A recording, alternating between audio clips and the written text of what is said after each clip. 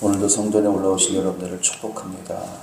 하나님께서 여러분들을 사랑하셔서 불러주셨고 또 여러분들은 믿음이 있어서 하나님의 성전에 올라오셨습니다. 하나님께서 여러분들이 형편을 하시고 큰 은혜로 또 하늘의 신령한 복과 땅의 기름진 복으로 갚아주시리라 믿습니다. 우리 옆에 사람하고 인사하죠. 참 잘 오셨습니다. 인사하겠습니다.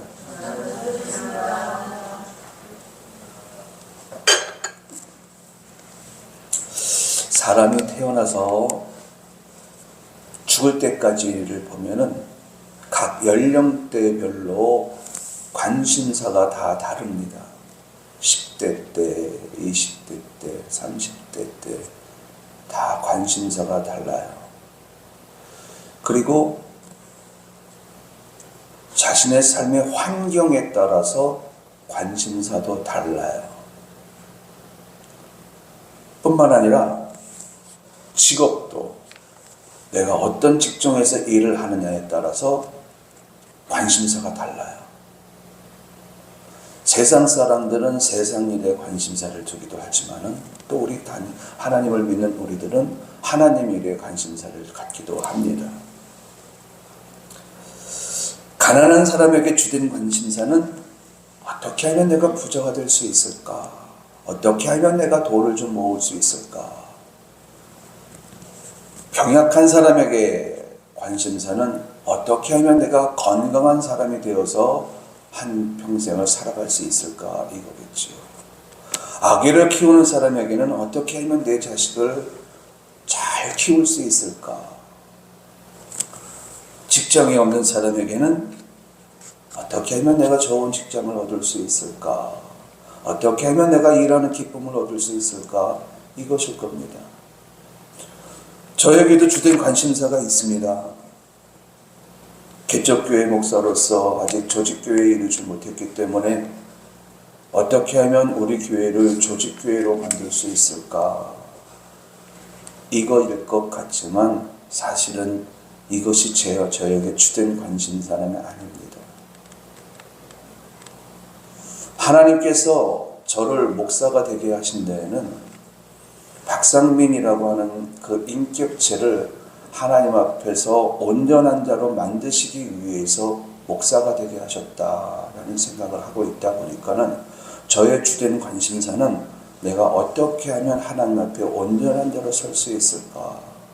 어떻게 하면은 내가 하나님 앞에 거룩한 자로 설 수 있을까? 이것이 저에게 있어서는 첫 번째 관심사예요.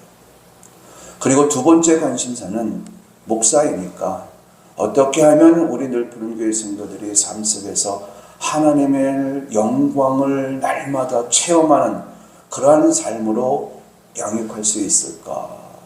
이것이 저의 첫 번째, 두 번째 관심사입니다. 그리고 세 번째 관심사는 어떻게 하면 우리 교회를 세울 수 있을까? 이거이죠. 여러분들의 주된 관심사는 뭡니까? 사람의 마음속에 자연스럽게 관심을 갖고 있는 그것은 조금만 정도가 지나치면은요, 소유욕으로 만들어집니다. 욕심이라고 표현하기도 하죠. 이 소유욕이 강한 사람은요, 그 마음속에 자기도 모르게 불안과 두려움이 있어요. 예를 들어 볼까요? 돈이 없습니다. 돈이 없으면 여러분들 어때요? 마음에 평안합니까? 기쁨이 있습니까? 돈이 없으니까 그 마음속에 두려움이 있어요. 불안합니다. 그러다 보니까는 이 돈이 없는 불안함을 극복하기 위해서 늘 고민하는 것이 어떻게 하면 내가 부자가 될 수 있을까? 그래서 기회가 오기만 하면 그 재물에 대해서 집착을 합니다. 그리고 불법적인 방법을 사용해요. 부자가 되는 일이 그곳에 생명이 있다라고 생각하기 때문입니다. 가난하니까는 삶의 소망이 없어요. 삶의 기쁨도 없어요. 어떻게 하면 내가 부자가 될 수 있을까? 부자가 되면 내가 생명력을 얻고 삶의 기쁨도 얻고 평강도 얻을 수 있을 것 같기 때문에. 그래서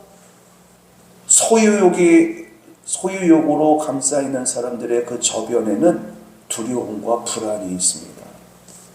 어떤 사람은요, 인간관계가 두려운 사람이 있습니다. 인간관계가 깨지면 어떡할까? 그러다 보니까 집착을 하지요. 스토킹이 그런 경우이지 않습니까? 관심을 가지려고, 갖게 하려고 희생을 주저하지 않고 헌신적인 사랑을 퍼붓기도 하고, 이게 집착으로 변해게 되지요.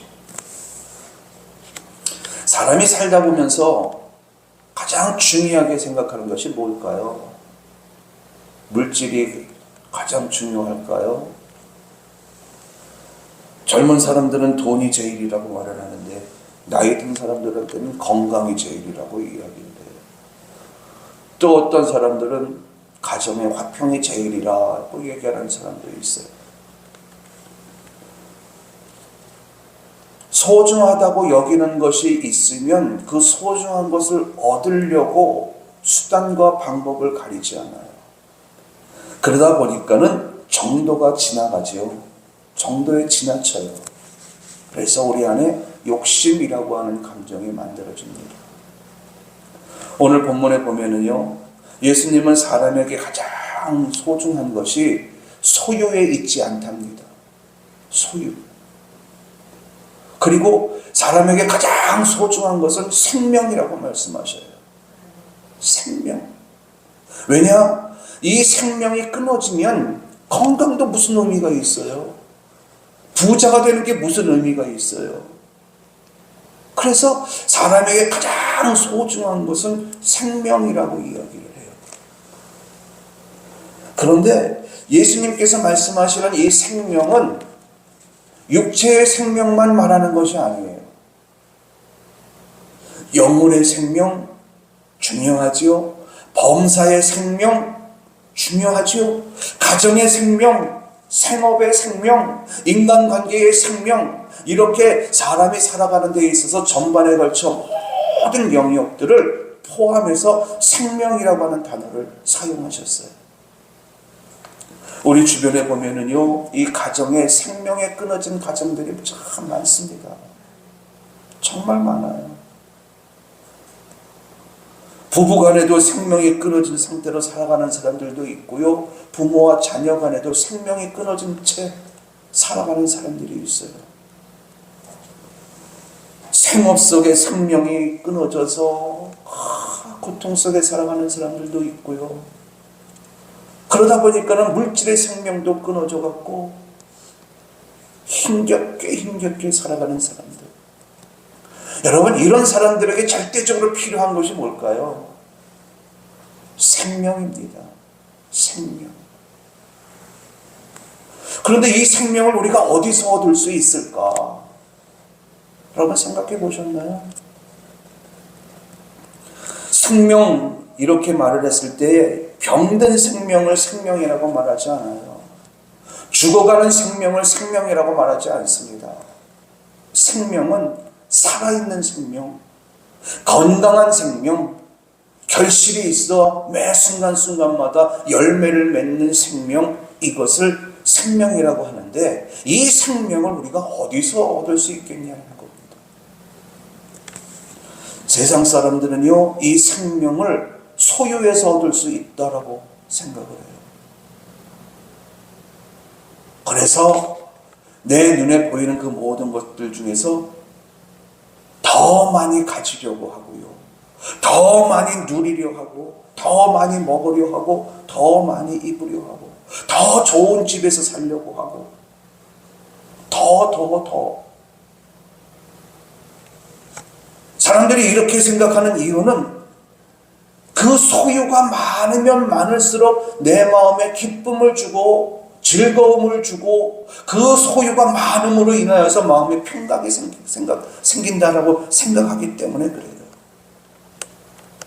여러분, 이 생명이라고 하는 것이 얼마나 소중하냐면요, 생명은 단순히 생물학적으로 살아있는 것을 그 차원을 뛰어넘어서 삶의 활력, 에너지를 말합니다.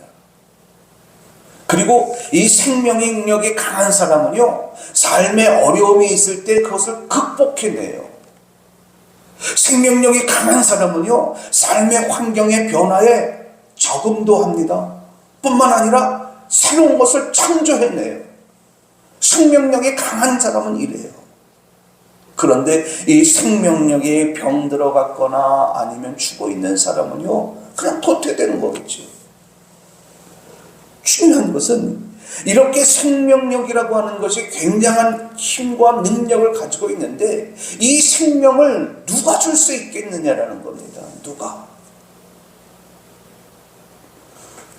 말씀을 준비하면서 여러분들에게 대하여 제가 갖게 된 소원은요, 여러분들의 가정이, 생명이, 여러분들이 손으로 하는 그 모든 일들의 생명이 강인한 힘을 얻을 수 있는 은혜가 있게 되길 예수님의 이름으로 축원합니다. 이 생명을 누가 줄 수 있을까요? 여러분, 바로 이 세상을 말씀 한마디로 창조하신 하나님이 우리 인생의 전반에 걸쳐서 생명을 줄 수 있음을 여러분 믿으시기 바랍니다. 태초에 생명이 없었습니다. 세상에는요, 어둠과 혼돈과 공허로만 가득 차 있었습니다. 그런데 이런 곳에 하나님께서 빛을 창조하시는 곳으로 생명력을 불어넣기 시작을 하셨고, 그리고 네 번째 날 생명을 가진 존재들을 만드셔서 이 세상을 채워나가셨어요. 그래서 이렇게 보면은 생명이라고 하는 것을 생각해보면 참 신기해요. 날아다니는 그 날파리들도 생명이 있지 않습니까? 이름 모를 잡초들도 생명이 있어요. 사람에게만 생명이 있는 것이 아니라 또 우리가 살아가는 그 삶의 환경 속에서도 생명력이 있는 사람은 말 그대로 생동감이 있어서 항상 기쁨이 있고 즐거움이 있어요. 우리의 여정을 한번 돌아보지요. 여러분, 흑암으로 가득한 곳의 빛은 생명입니다. 혼돈으로 가득 차 있고 거듭 공허로 가득 차 있는 곳에 빛은 생명이에요. 우리의 삶의 여정을 돌아보면요, 이렇게 삶의 여정 속에 혼돈과 공허와 흑암으로 가득 차 있는 순간들이 얼마나 많이 있습니까? 그로 인하여서 우리는 고통과 슬픔 속에 나날들을 보내요. 가정에도 생명력을 잃어버리고 어두움에 가득한 가정이 있어요.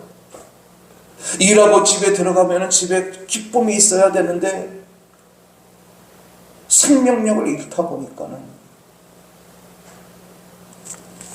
가정뿐만입니까? 우리 생업 속에서도 생명력을 잃어버린 사람들, 그래서 절망의 늪속에 빠져서 허우적거리는 사람들, 손으로 하는 그 모든 일에 생명력을 잃어서 좌절의 나날을 보내고 있는 사람들, 여러분, 이런 사람들에게 누가 생명을 줄 수 있을까? 여러분 믿으십시오. 오직 하나님만이 생명을 주실 수 있는 분인 것을 믿으시기 바랍니다. 왜 하나님이 생명을 줄 수 있느냐? 생명의 창조자는 하나님이셔요. 믿으십니까? 여러분들의 삶의 여정 속에서 어둠으로 가득 차 있을 때에 하나님이라고 하는 이 생명이 스며들기만 하면 그 어두움은 물러가고 하나님의 은총 가운데 살아가게 되어짐을 여러분 믿으시기 바랍니다. 이스라엘 백성들이요, 광야에서 생명을 위협받는 일들이 얼마나 많이 있었습니까? 그럴 때마다 하나님은 그들을 찾아가 주셔서 그들의 문제를 해결해 주심으로 말미암아 생명을 불어넣어 주셨어요.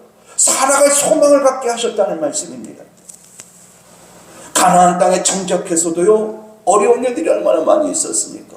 그런데 하나님은 그럴 때마다 그들을 지켜주셨어요. 생명을 불어넣어 주신 거죠. 예수님은 어떻습니까? 예수님은요, 예수님께로 오는 수많은 병자들을 다 고쳐서 그들에게 생명을 불어넣어 주셨습니다. 삶의 소망을 갖게 하셨고 삶의 기쁨을 누릴 수 있게 하여 주셨습니다. 사람들은요, 세상이 생명을 준다고 여기는 사람이 있어요. 물질이 생명을 준다라고 여기는 사람도 있습니다. 인간관계가 생명을 준다고 여기는 사람이 있어요. 여러분, 물질이 주는 생명이 영원할까요? 사람이 주는 생명이 영원할까요? 인간관계가 주는 생명이 영원할까요? 저들은 생명을 줄 수도 없지만 설사 그 생명을 준다 할지라도 그들의 생명은 일시적인 생명이에요. 1년, 2년, 길어야 30년. 그러나 하나님이 주시는 생명은 여러분 영원한 생명인 것을 여러분 믿으시기 바랍니다.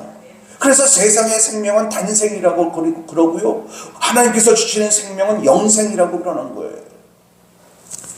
누가복음 마태복음 19장 16절 말씀에 어떤 청년이 찾아옵니다. 이 청년의 고민이 있었습니다. 어떻게 하면 내가 영원한 생명을 소유할 수 있을까? 이 청년은 부자였습니다. 돈이, 재물이 영생하는 생명을 준다고 했다면 걱정할 것이 없었겠지요. 나름대로 착한 일을 하고 사람들과 좋은 관계를 맺고 이것이 영생하는 생명을 준다고 생각했다면 걱정할 것이 없었겠지요. 그런데 이 사람은 그 어떤 것에서도 영원한 생명을 얻을 수가 없었습니다. 그래서 예수님께서 찾아왔어요. 예수님께서 그 청년에게 영생하는 비결을 가르쳐 주었더라고요. 여러분, 영생하는 생명은요, 우리의 영혼에만 적용되는 생명이 아닙니다. 우리의 가정에도, 우리의 생업에도 하나님께서 주시는 생명이 가득 차 있어야 되는 거예요. 그럴 때에 우리는 행복한 인생을 살아갈 수가 있는 겁니다. 그러면은 우리가 어떻게 살아야 될까? 여러분, 하나님 안에서 생명을 누리는 여러분들이 되시기 바랍니다. 하나님 안에서 여러분들의 영혼이 생명을 누리고, 하나님 안에서 여러분들의 육체가 생명을 누리고, 하나님 안에서 여러분들의 가정이 생명을 누리고, 하나님 안에서 여러분들의 생업이 생명을 누려서 온통 하나님의 축복 속에 살아가게 되어지는 우리들 푸른교회 성도님들이 될 수 있길 예수님의 이름으로 축원합니다. 여러분, 잊지 마세요. 생명은 하나님께만 있습니다. 우리가 그 하나님 안에 거할 때에 우리의 삶 전 영역에 생명력을 얻게 되어져서 결국에는 이 세상을 정복하며 살아가게 되어진다는 사실을 꼭 기억하시고 하나님 안에서 살아가기를 힘쓰는 우리들 푸른교회 성도님들이 될 수 있길 예수님의 이름으로 축원합니다. 저를 따라합니다. 하나님 안에서 생명을 누리라. 자, 그런데요, 사람들은 끊임없이 가지려고 해요. 있어도 만족이 없어요. 더 가지려 합니다. 그러다 보니까는 경쟁을 하죠. 다투죠. 싸우죠. 전쟁을 합니다. 왜 그럴까? 사람의 기쁨이 소유에 있다라고 생각하기 때문에 그래요.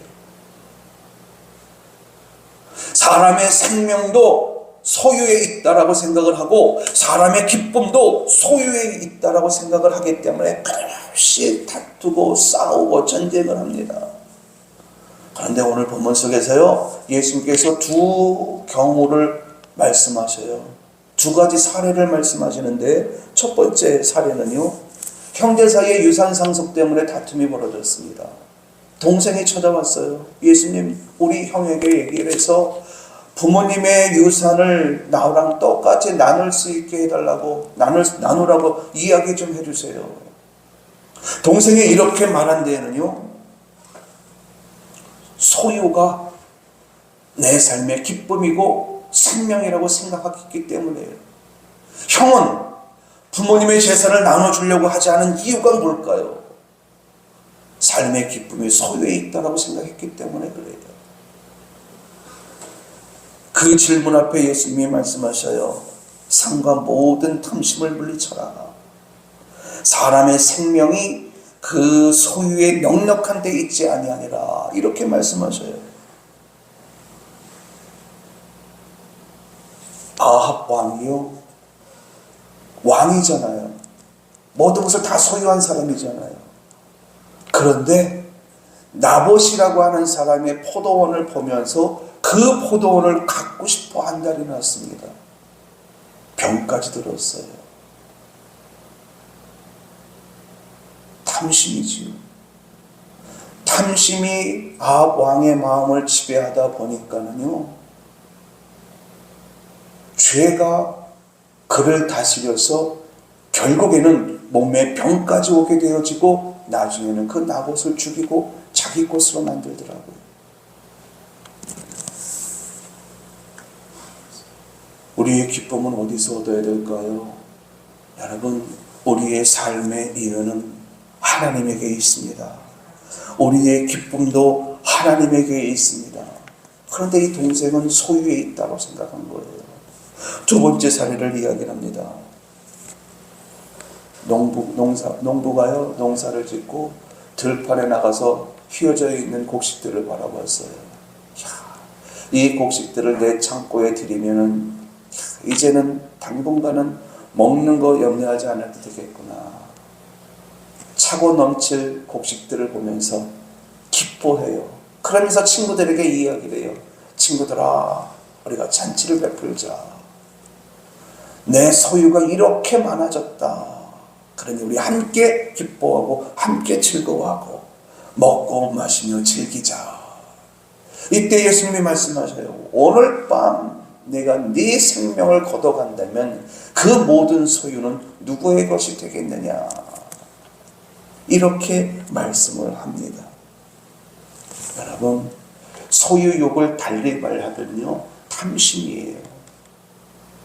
탐심은 우상숭배입니다. 그래서 하나님은 우리에게 그 우상숭배를 버리라고 말씀하셔요. 또 이 탐심은 결국 우리 안에 다양한 죄를 만들어내서 우리로 하여금 사망에 이르게 한답니다. 어떻게 해야 될까요? 탐심을 버려야 되겠죠. 버리라 하니까 버려야 되겠죠. 그런데 버리지 못하는 이유가 뭘까요? 아주 중요한 이유가 있어요.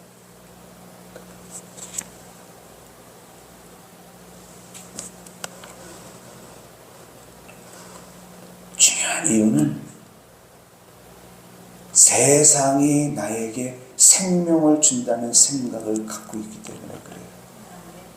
돈이, 그래서 어떤 사람 그러잖아요. 야, 교회 다니는 것도 돈이 있어야 돼. 돈이 제일이에요. 이런 생각을 갖고 있다 보니까는요, 그 탐심을 버리지 못해요. 또 오늘 먹게 하신 하나님께서 내일도 먹게 하실 것이다 라고 하는 이 믿음이 없다 보니까는 이 탐심을 내려놓기가 어려워요. 그래서 우리가 이 탐심을 내려놓으려면은, 탐심은 우상숭배이니 내가 탐심을 부리는 순간 나와 내 가족들이 힘들어진다. 이 인식이 있어야 되고요.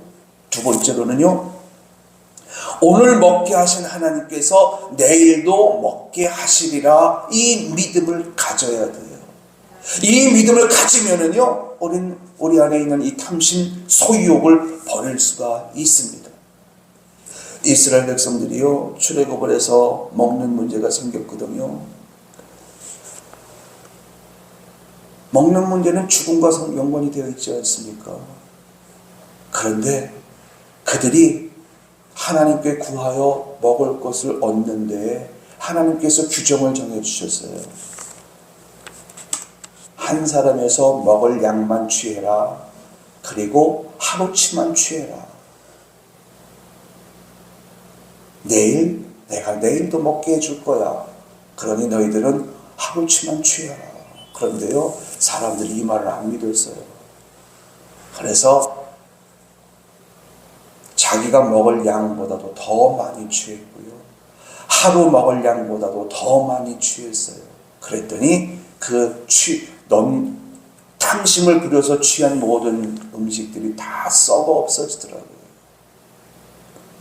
여러분, 우리 안에 탐심을 버리는 이유는요, 또 버려야만 하는 이유는요, 그 탐심은 우상 숭배이기 때문에 그 탐심으로 말미암은 많은 죄들이 만들어집니다.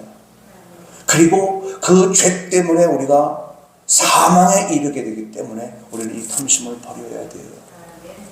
저를 따라합니다. 하나님 안에서 탐심을 버리라. 예, 탐심은 여러 가지 유형으로 나타나요. 먹을 것에 식탐이지요.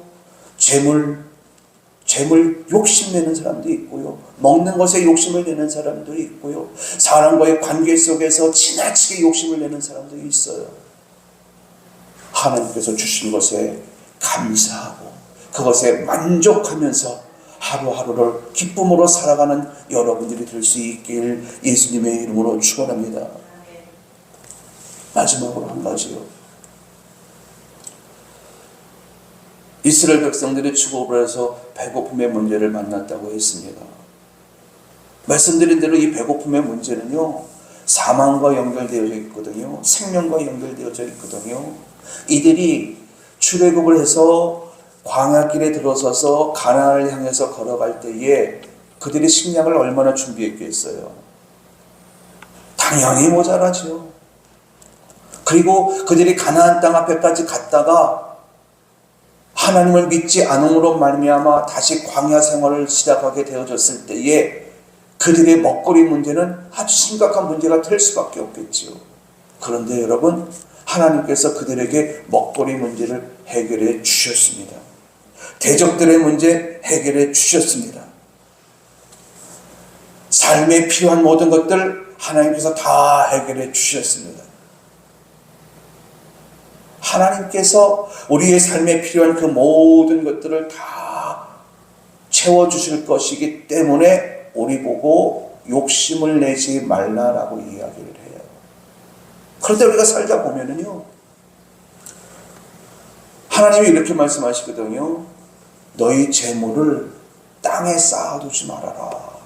하늘에 쌓아두라. 이렇게 이야기를 해요. 이 말을 오해하는 사람들은 야, 저 헌금 많이 하라고 그러는구나. 아니에요. 그게 아니에요. 헌금 설교가 아닙니다. 이거는 헌금 주제의 말씀이 아니에요. 하늘에 쌓아두라, 땅에 쌓아두지 말라 라고 하는 말은요, 결국 하나님의 자녀답게 영의 일에 힘을 쓰며 살아가라는 뜻이에요. 그런데 그렇다고 한다면 우리에게는 물질이 필요 없을까요? 아니에요. 물질 필요해요. 우리가 생명을 유지하려고 해도 물질이 필요하고요. 건강하게 살려고 해도 물질이 필요하고, 자녀를 키우려고 해도 물질이 필요하고, 가정을 행복하게 만들려고 해도 물질이 필요해요. 그런데 이 물질이 하나님 안에서 얻느냐 하나님 밖에서 얻느냐의 이 문제의 차이입니다. 저는 우리 늘푸른교회 성도님들이 하나님께서 주시는 축복으로 부자가 될 수 있길 예수님의 이름으로 축원합니다. 하나님께서 주시는 축복으로 해요. 하나님 안에서예요. 그런데 이스라엘 백성들이 광야에서 왜 하나님의 징계를 받게 되었느냐? 그들이 양식을 취하는데 하나님 밖에서 취했거든요. 주일은 범하지 말아라. 토요일날 이틀치를 거두고 주일은 거룩하게 지켜라. 그런데 주일날 그 만나를 취하러 나간 사람이 있어요. 하나님은 그들을 어떻게 했느냐? 모아놓고 돌로 쳐 죽이라고 그랬어요. 일벌백계를 한 거지요. 하나님 밖에서 물질의 넉넉함을 구하려 하다 보니 결국에는 얻은 것도 없이 사망에 이르게 되더라라는 것입니다. 그러면은 우리는 이 물질을 어떻게 취해야 될까? 우리 늘푸른교회 성도님들은 반드시 하나님 안에서 물질을 취하고 하나님 안에서 부욕해 되는 은혜가 있게 되기를 예수님의 이름으로 축원합니다. 그러면 하나님 안에서 우리가 부욕해 될 수 있는 비결이 뭘까요? 여러분, 다른 거 구하지 마세요. 믿음을 구하세요. 하나님께서 우리에게 믿음을 넉넉하게 주시면은 우리 그 믿음만 있으면 그 어떤 것도 다 취할 수 있고요. 그 어떤 것도 다 누릴 수가 있습니다. 그래서 예수님은 우리에게 말씀하시기를 자기를 위하여 땅에 재물 쌓아두지 말라는 거예요. 오늘 우리들 그런게 성도님들 하나님의 성전에 올라오셨습니다. 여러분 안에 믿음이 있기 때문에 올라오신 거예요. 하나님은 여러분들을 귀하게 여기실 것입니다. 그리고 여러분들이 은혜 베풀기를 기뻐하실 거예요. 삶의 영속에서 필요한 그 모든 것들을 다 채워주시면서 하루하루를 하나님으로 인하여 기쁨 속에 살아가도록 만들어 주실 줄로 믿습니다. 그러므로 하나님 안에서 생명을 누리는 거예요. 하나님 안에서 물질의 기쁨을 누리는 거예요. 하나님 안에서 하나님께서 주신 그 모든 축복의 요소들을 누리며 살아가는 겁니다. 이것이 여러분들의 기도 제목이 될 수 있길 예수님의 이름으로 축원합니다. 하나님 안에서, 하나님 밖에서가 아니라 하나님 안에서 살아갈 때에 우리의 삶의 여정은 생명을 얻게 되고 기쁨을 얻게 되고 즐거움 속에 살아간다는 사실을 늘 인식하시고 나는 사나 죽으나 하나님 안에서, 하나님 안에서, 하나님 안에서, 하나님 안에서 생각하고 하나님 안에서 말을 하고 하나님 안에서 행동하고 하나님 안에서 먹고 하나님 안에서 쉬는 우리들 교회 성도님들이 될 수 있길 예수님의 이름으로 축원합니다.